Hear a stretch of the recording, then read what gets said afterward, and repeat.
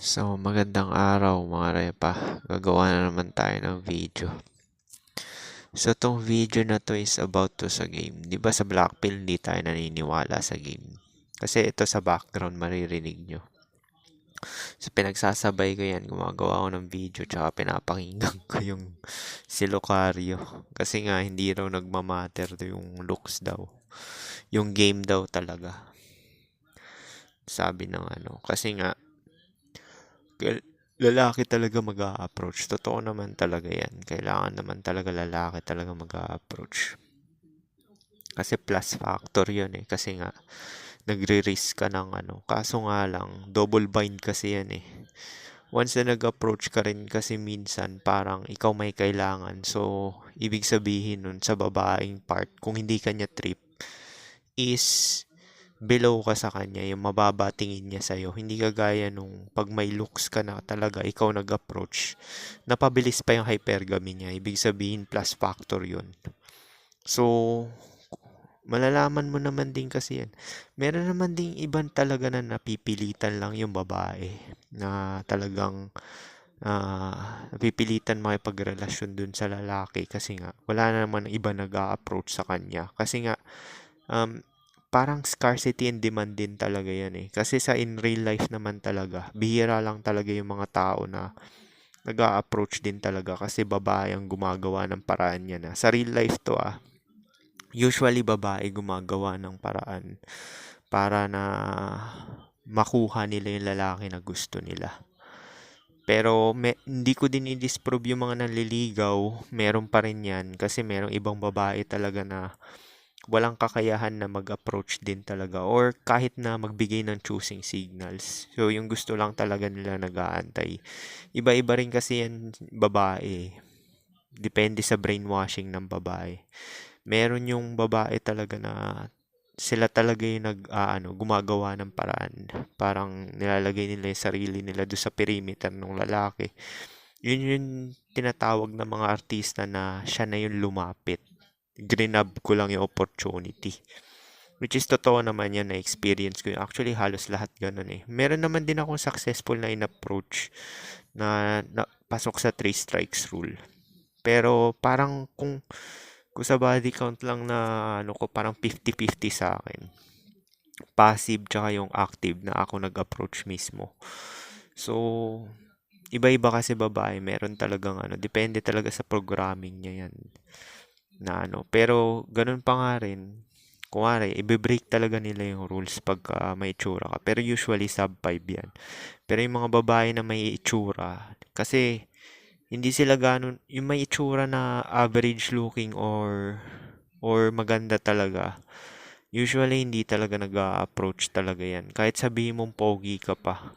Kasi sa dami ng validation na nakukuha nila sa mga simp talaga, tsaka yung mga may itsura na talaga, is parang hindi ka nakawalan din talaga kahit na sabihin mong pogi ka. So, kailangan mo talaga mag-approach.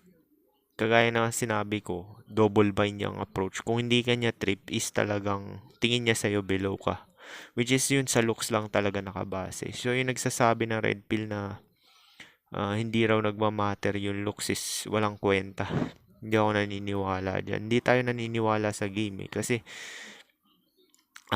para malaman mo lang talaga na gusto ka ng babae, di ba, ikaw pa rin mag-a-approach, lalo na kung average looking ka or pangit. Para malaman mo lang talaga is ida-direct approach mo. Doon talaga ako pioneer eh. Doon talaga ako naniniwala. Kasi, kahit pa ng mga katrabaho ko dati, ako nagyayaya talaga na lumabas. Dati nga lumalabas pa eh, yung ganun eh. Tapos pinapakiramdaman ko yung level of attraction niya. Pagka hindi siya gaanong cooperative, hindi ko na niyayaya. Ako na mismo nagkakat. Parang wala nang second date. Ako na yung hindi nagpaparamdam. Yun nga yung mali ko dati. Dapat niyayaya ako na agad eh. Hindi yung inaano ko. Kasi merong ibang mga babae talaga na mahiyain din. Talaga nag-aantay lang talaga na hiyain mo. Tsaka, once na open ka masyado about sa sex talk, ibig sabihin, yung vulgar ka kagad. Ibig sabihin, magiging palagay sa yung loob ng babae. Sa unang mabibigla siya, pero kalaunan, magiging open siya kasi nga, hindi ka naiilang sa pagkukwento about sa sex, gano'n. Isipin niya promiscuous ka, which is plus factor yun. Parang sa'yo din, di ba? Kuwari ikaw lalaki. Sa akin, plus factor yung promiscuous din na babae. Na-attract din ako sa promiscuous na babae. Pero, kasi promiscuous din ako eh. So, na-attract ako sa promiscuous na babae. Kasi yung game talaga nila is parang kapareho ng game ng sa lalaki. So, magkakaintindihan talaga kayo. Tsaka nakaka-attract talaga siya. Kasi, yung mga promiscuous na babae, ano yan eh, parang kaya nilang, kaya ka nilang i-hook sa game nila. May game din kasi yung babae na yan eh. Depende yan sa lalaki, lalo na pagka promiscuous yung babae. Kaya nga yung maraming na-attract sa mga bad bitch, 'di ba? Yung mga sinasabi nilang hoe kasi nga attractive talaga 'yan. Ganon din yung mga promiscuous na lalaki, 'di ba? Attractive 'yan sa mga babae.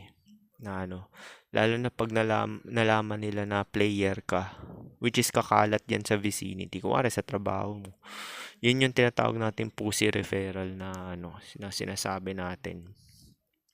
Kasi meron akong yung ka-LDR ko, meron siyang ano, katrabaho na ganun. 7 yung natira niya dun sa ano, katrabaho ng misis niya. Kasi nga dun nga sa pussy referral na sinasabi natin. Tsaka yun, mahalaga hindi ka married kasi lalayuan ka rin ng babae pag married ka kasi nga sabit yun. Okay lang yung girlfriend, ganyan. Tsaka may anak, okay lang. Pero yung married, nilalayuan talaga yan pag nalaman ng babae. Pero meron iba pa rin babae talaga na pumapatol sa married na lalaki. So, yun nga, yung game na yan is double bind yan. Tsaka na lang gagana talaga yung game kung trip ka na talaga ng babae from the get-go. Kagaya nung sa akin, di ba? Actually, yung pagda-direct approach, game pa rin naman talaga yan eh. Kasi, ibig sabihin naging honest ka lang, upfront ka lang. Parang take it or leave it yung offer mo. Eh, pagka ganun, hypergamy, di ba? Siyempre, pagka nireject ka niya dun sa offer mo na SEX agad, is magmo-move on ka na. Ibig sabihin, ayaw sa'yo ng babae. Alam din ng mga babae yan. Wala nang game na nauubra talaga. Kasi, ah, gas-gas na yan, yung mga pick-up lines, yung mga game-game na yan, mga panguuto, tapos mga panglibre-libre, mga indirect approach is hindi nagagana yan kasi nga babae yung picker tsaka gas-gas na yan. Sa online pa lang, ang dami-dami na ng corning lalaki na gumagawa niyan. Is hindi na bago sa lahat ng babae yan. Siguro, magagawa mo yung game na yan sa mga taga-bundok. Yung mga babae na walang cellphone. May cellphone na yung babae ngayon. Alam na nila yan. Tsaka babae ng ano ngayon, nag-spin ng plates. Tsaka sila talaga yung may mga multiple options at ini-entertain. Yung sinasabi ko nga, di ba? Categorization. So, yan yung sinasabi ko yung game talaga. Wala na talagang game ngayon. Actually, kahit naman dati pa eh. Kahit pa nung panahon na ninuno natin. Kaya naman sinasagot nila yung mga nanliligaw, yung mga lalaki na nanlilibre kasi nga yun talaga yung pinapang long term, yung financial security, which is pinapatulan nila yung mga average looking tsaka pangit for survival. Pero yung malalaman mo, hindi naman ganun binibigyan ng SCX yan. Hindi yung consistent. Parang ina-under pa nila yung lalaki, parang commander. Actually,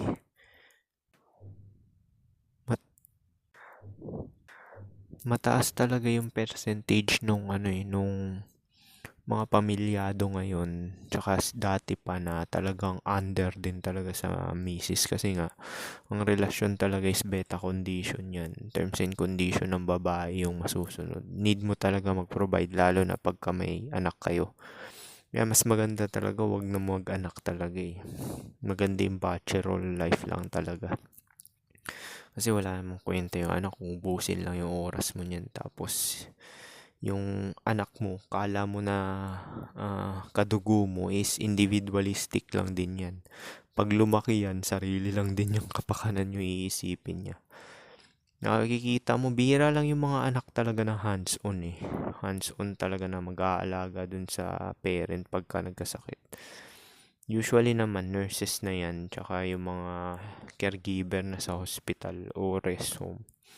Yung magagawa lang nila, dadalaw-dalaw lang. Kasi may sariling buhay din yan. Busy rin sa survival nila. Paano kung pobre yung anak, hindi naman naging successful? Yung iba ka nga hindi na dumalaw yan. Kasi busy na kakagrind. Yun yung sinasabi ko sa inyo na hindi talaga worth it mag-anak. Kasi nga, individual din yan. Ibang living organism din yan na need mag-survive. Kaya illusion yung sinasabi nila na may kasama ka habang buhay. So yun nga, yung game na yan is wala talaga yan. Wala talagang game. Hindi talaga tayo naniniwala dito sa Blackpill sa game. Gagana na lang yung pagiging matikas, tapos yung status mo. Status is game pa rin yan eh. Gagana na lang yan pagka trip ka na talaga ng babae. Depende sa priority niya. Di ba tatlo nga yung sinabi ko na priority niya?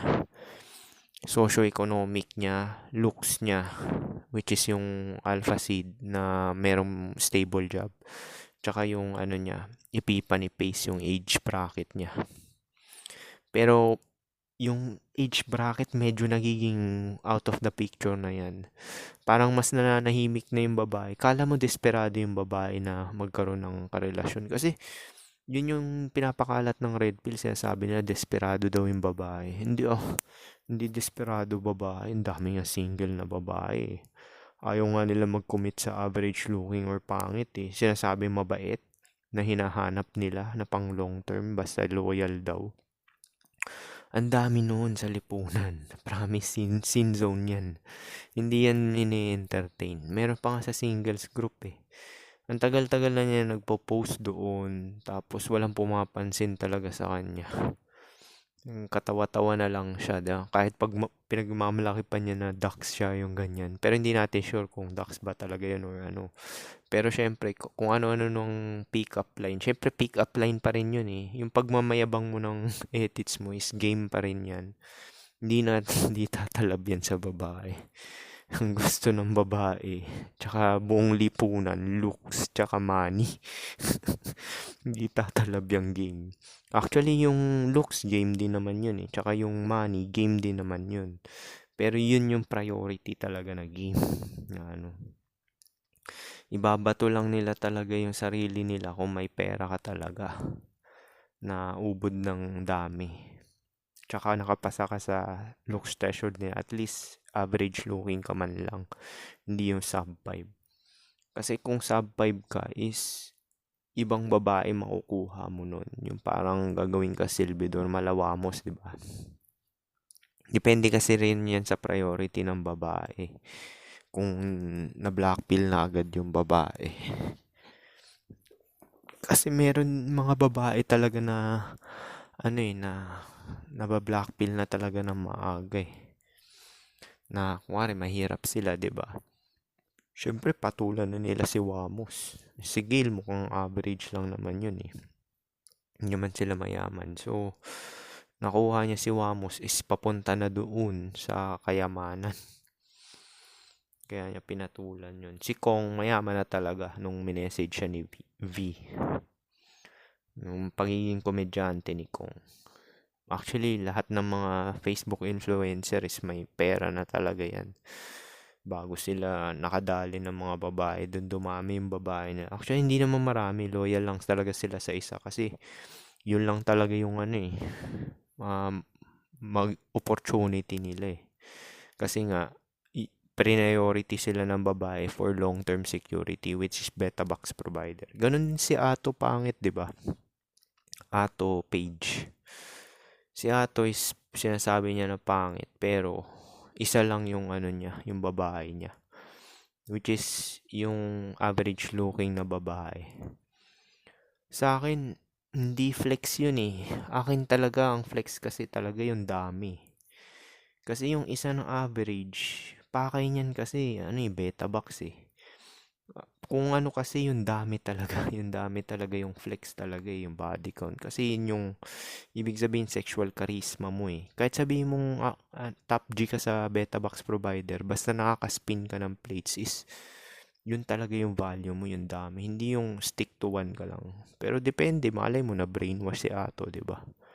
Pero hindi kasi kahit matangkad pa nga si Ato eh, parang 5'10 ata yun or 5'11 eh. Pero yun nga, isa nga lang din yung babae. Baka nga siya pag ginawa ng move nun kasi nga nakikita na ano may pera na. Nag-shoot na yung channel kaya ganun. Siyempre lifestyle na yung habol nun. Tsaka yung usually na babae na papatol sa mga pangit talaga is yung average looking. Kasi nga, alam naman nila na papalag yung genetic nila pagka nagkaanak. Parang yung strategy ko, di ba? Pinapatulang ko sub 5 na medyo okay-okay naman yung orbital region. Wala, so far wala pa naman ako sub 5 na bug eyes. Kahit tong latest ngayon eh. So hindi to bug eyes. So yun lang yung ano, depende talaga sa priority tsaka kung maaga talaga siya na black pill. Pero yun nga yung sinasabi ko, yung pinapakalat ng red pill na ah, lonely yung babae pag matanda na sila kupas na hindi ako naniniwala doon kasi nga social being yung babae tsaka maraming forms ng entertainment yan. Ito nga lang ang proof niyan eh bakit lalaki ang nanonood ng mga ganitong channel, red pill, black pill, para sa dating and relationship. Babae hindi nanonood niyan, promise.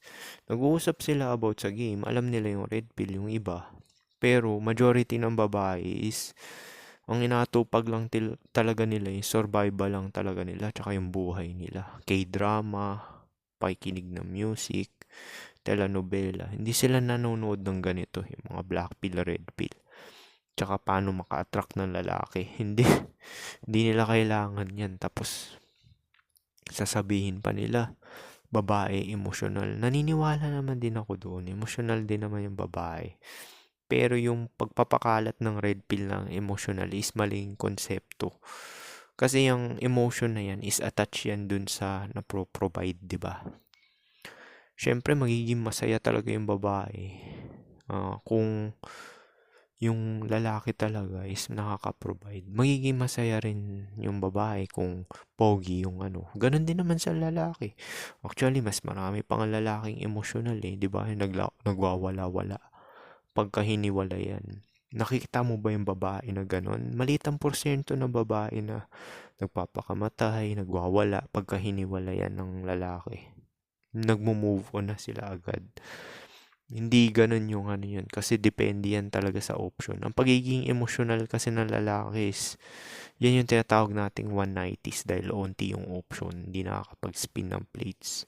Tsaka nag-invest ng maraming bagay. Serbisyo or na-provide na value dun sa babae. Kaya ganun nagiging emotional yung lalaki. Kaya nga sa black pill, sinasabi ko sa inyo, direct approach, minimal effort, minimal investment. Yun lang talaga gagawin mo para hindi ka masasaktan, mabilis ka makamove on kung ayaw sa'yo nung babae, di ba?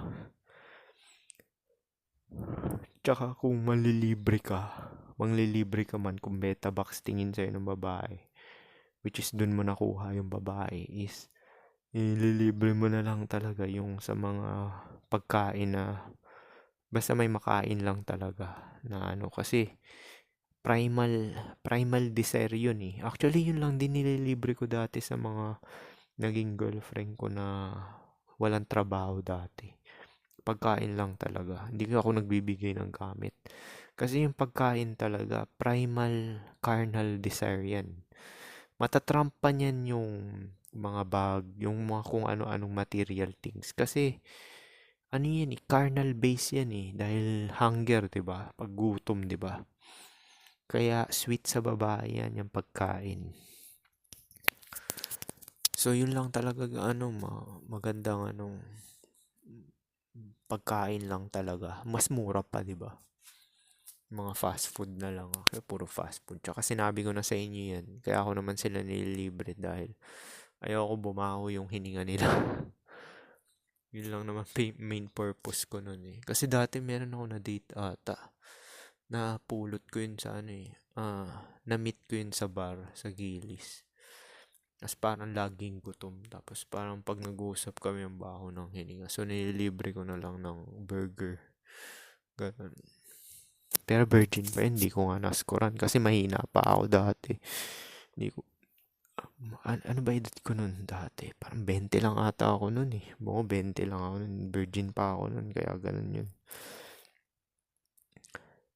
So, yun nga yun. Yung game na yan is, wala talagang game.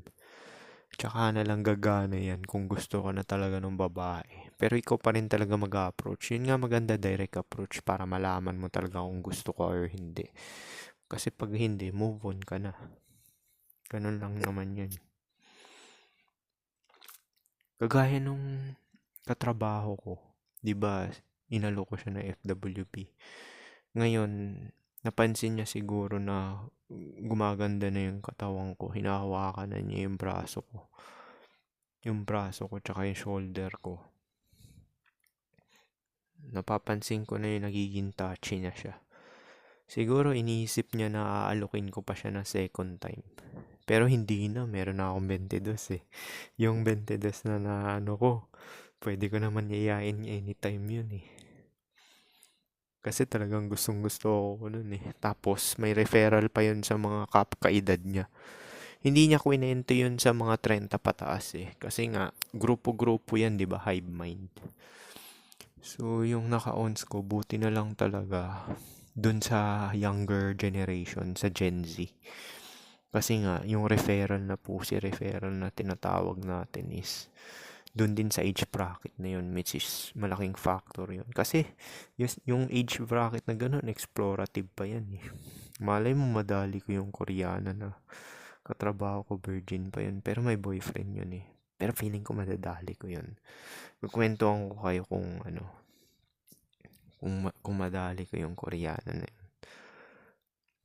Biruin mo yung kunikwento ko sa inyo dati, ibang babae. Tapos yun naka-on out of the blue, ibang babae rin. Yan yung sinasabi ko sa inyo, yung least expected na mangyayari. Kaya nga ano eh, maganda talaga is focus ka na lang talaga sa kung ano talaga yung goal mo. Kasi goal ka lang talaga dito sa bansa na to, pumira lang talaga eh. Hindi ko talaga goal talaga mga babae. Sila lang talaga yung bumabato talaga sa akin. Tapos yung exercise is nakita ko yung positive benefit niya. Kaya ako ginagawa yun. Kasi hindi na gaano masakit yung katawan ko, maraming energy, mabilis din makapag-focus, saka makapag-isip. Kagaya na ito, consistent. Sa exercise to eh. Kaya naman ako nakakaisip ng continuous flow eh, na walang mga ganyan. Kasi nga, good circulation eh, dahil sa exercise. So, yung utak mo is talagang good yung blood flow dyan. Kaya talagang makakaisip ka ng magandang idea at topic. Tapos, plus factor na lang siguro yung attraction. Kasi napansin ko yung self-improvement din talaga. Malaki rin talaga siyang factor. Kasi, lalapit din talaga yung pepe. Although, kasi yung face ko kasi, yun yung kasi yung basehan yung face eh. Kaya hindi ko pwede ikumpara sa inyo eh. Kasi yung face talaga eh. Kasi bata pa lang talaga ako. Nare-receive ko na talaga yan eh. Di ba nakwento ko nga sa inyo, grade 5 pa lang ako, may nagbibigay ng love letter. Tsaka binibigyan ako ng laruan na Gundam, di ba? 500 yun. Lalaki pa yung nagbigay, yung kaibigan ko. Tsaka pansinin, face din talaga eh. Yung katawan kasi is, the more ka na lang anuhin, the more lang dumami yung nagbabato kasi gumanda yung katawan mo. Tsaka naging vibrant ka kasi nga healthy ka eh. Kaya yung nagsasabi na yung game, sa game, oo nga game, hindi ka naman presentable at malinis. Tapos yung frame mo, hindi ka nag-gym, hindi rin tatalab yan, yung ganyan. Kasi yung yung feel good mo na sa sarili mo is sa katawan mo yan eh. Sa looks mo kung presentable at malinis ka, tapos nag-exercise ka. Siyempre, dagdag confidence yan dahil feel good yan eh, di ba? Lalo na bago kang gupit, tapos nakapag-exercise ka. Siyempre, tataas din testosterone mo niyan. Napansin nyo rin yung boses ko, di ba? Parang smooth na siya. Kasi nga sa exercise din yan eh. Tataas kasi testosterone mo niyan. So, yung boses mo talaga, para ka ng naka-voice maxing na rin. So, yung game na yan talaga, yung kay Lucario, hindi ako naniniwala dyan. Kasi, siya rin yung nagsabi na 80 raw yung in-approach, tapos na-cut down sa isang buwan, one lay. Hindi worth it yun. Sayang sa oras yun. Sinabi ko na sa inyo yun. Ginawa ko na to ng video dati, di ba? Na hindi worth it yung one lay per month. Kasi magda-direct approach ka ng ilan? 80? Tapos lalabas ka pa, didiskarte ka pa. Yung ginaganyan mo pera mo na lang. Tapos ipang pro mo na lang. Kung may 1,000 ka, may extra ka na 4,000, makakaapat na body count ka sa isang buwan. Sa pro lang. Kasi hindi naman naiiba yung ons magkukondom ka rin dun eh. Kaya naman di ako nagkukondom dito sa mga to kasi nga, alam ko malinis to dahil meron kaming health testing pag pinasok ka dyan sa trabaho. Hindi yung nakikita ko sa online. Kung sa online yan, malamang talagang magkakapote ako kasi promiscuous talaga yung mga babae dyan. Pag sa online mo nakuha yung babae is talagang kailangan mo talaga magkapote para safe ka kasi pugad ng HIV tsaka STD yan eh. Kaya nga mostly ng mga matitinong babae hindi talaga nag-online. Tsaka yung mga nandyan sa online, basura rin yan. Unang-una mataas standard yung mga nandyan kasi favor lang yan as fuck body. Naglilin toward sa looks. Tapos, ano pa, yun nga, promiscuous yung mga babae dyan.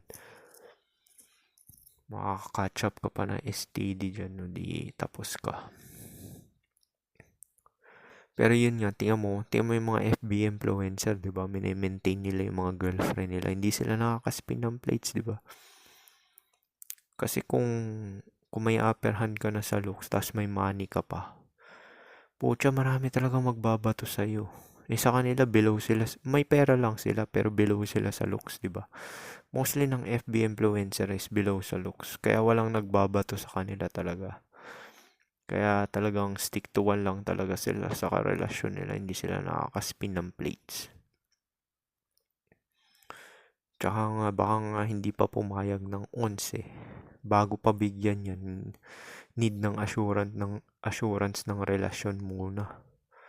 Baka yung kaila Ato, tapos kung sino pang Facebook influencer dyan is relasyon muna bago SEX yan. Malamang parang ganun yan. Parang yung mga kaklase ko dun sa nung college, yung mga nanliligaw. Mga ganun. Hindi ko sinasabing hindi tumatalab yung ligaw. Tumatalab pa rin yan pagka sa real life. Pero yun nga, out of ano na lang talaga yan, option lang ng babae. Hindi yan yung talagang main na gusto ng babae. Kasi ipoproof mo yan habang buhay eh. Matagal mo ipoproof yan hanggat may na-provide ka eh. Hindi kagaya yung babae mismo yung may kailangan sa'yo. Which is yung mga sub 5. Tapos, yung habol nila sa'yo yung status mo. Is talagang, yun talaga yung magiging cooperative hanggang kaduluduluhan. Yung ayaw ka mawala talaga. Kasi nga, sila yung gumawa ng movie. Ibig sabihin, may habol talaga sila sa'yo. Diba sinabi ko na sa inyo yan? Psychology 101. Psychology 101, di ba? Sinabi ko na sa inyo yan na kung sino yung nag-approach sa'yo may kailangan. Sa mga body count ko is 50-50 yan. 50 sila nag-approach sa akin. Tapos 50% ako. Ako yung gumawa ng move. Yung iba naman, choosing signals lang, the rest is ako na. So, parang ako pa rin talaga yon. Hindi yung totaling nagbato. So, yung game na yan is talagang, hindi talaga uubra yan. Hanggat hindi ikaw yung top G sa looks tsaka sa beta box provider. So, in short, dun pa rin magpo-fall yan sa hypergamy. At least, average looking ka man lang kung beta box side ka. Kasi kung, oo nga, sila mo, papansin mo, di ba? Yung mga FB influencer, stick to one lang sila. Sa akin po, sa supermarket dito, in-approach ako single mother eh. Ilang beses na ako in-approach sa isang taon, 3. Ibig sabihin, chad na ako. May nagsabi nun once na in-approach ka ng babae sa isang taon is chad ka na.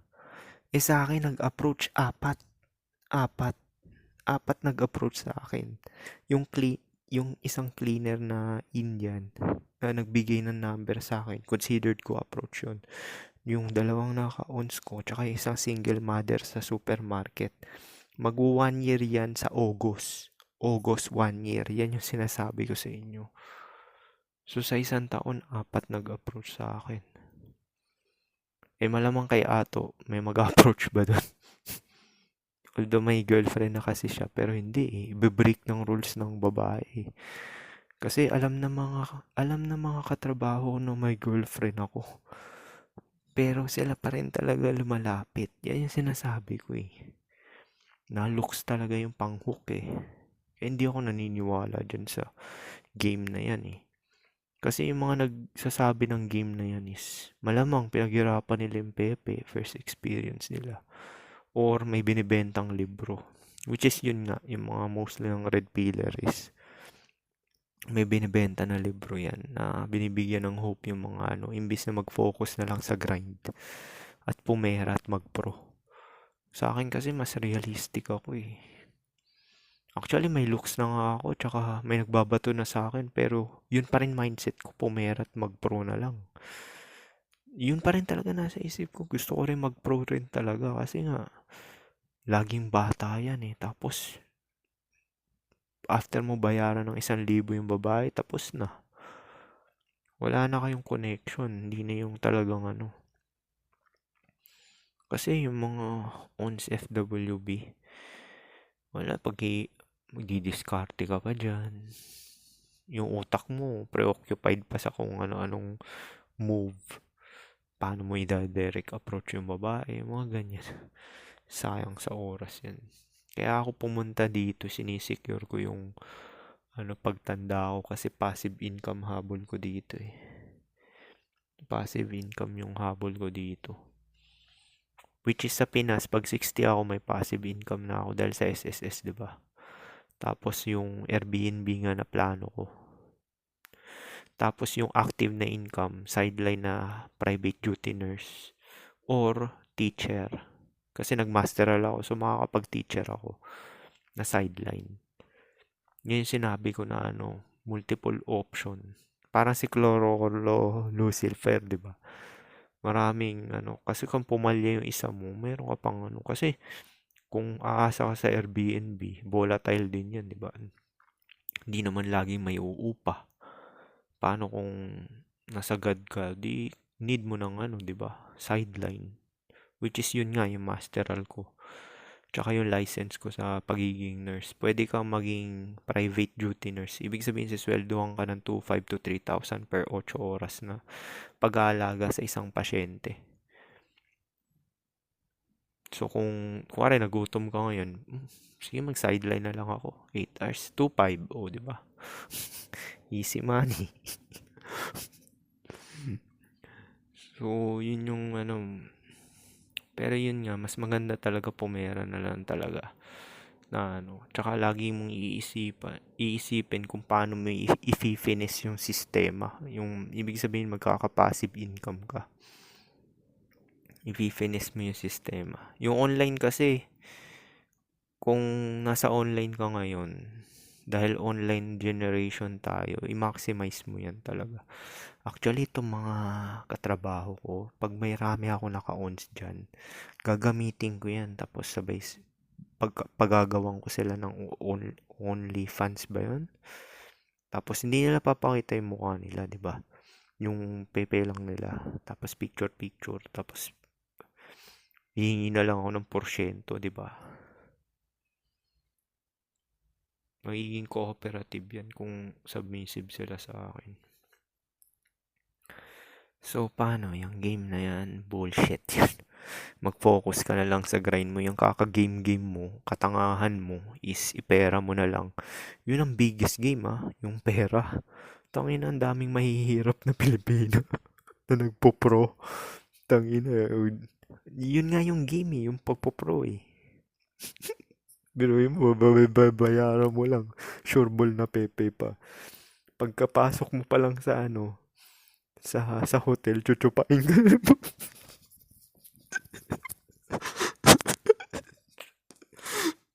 Nakikita ko din sa mga comment, ganun yung experience nila sa pro eh. Kasi nga prostitute, di ba? So magaling talaga yan. Pagpasok mo pala sa hotel, chuchupain ka na. Tapos biglang sasakyan ka na, no? Hindi pa, alam mo bakit ka chuchupain agad? Kasi papatigasin agad yung edits mo. Tapos sasakyan na niya para makatapos ka. Ganun yung mga pro. Ganun yung mga pro.